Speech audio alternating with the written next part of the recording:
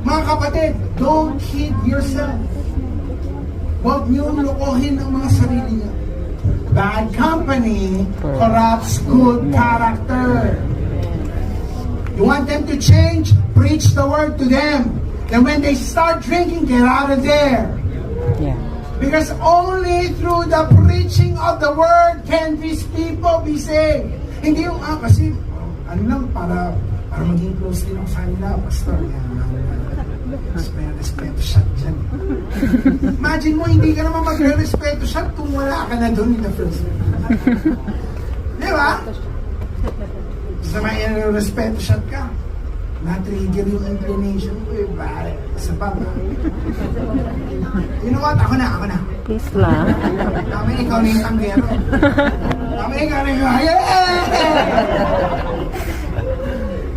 kasi testimony mo unta becomes a stumbling block sa mga kasama mo. Nasaan yung win them for Christ? You know what? Win yourself first. Why am I talking to you about this? Because yung church ngayon, because of the preaching of the grace of God, they become so soft to sing. Na ay, baka ma-offend. Be offended.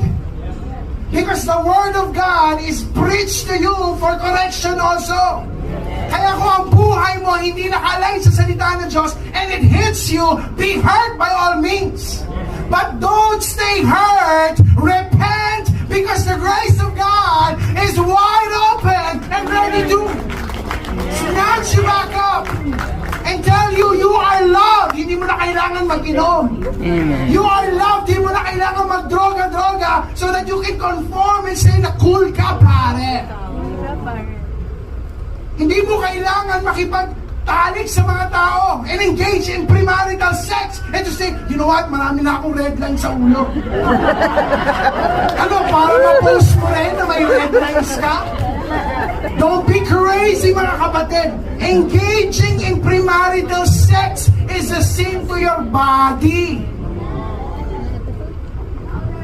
Soul ties yan. You don't want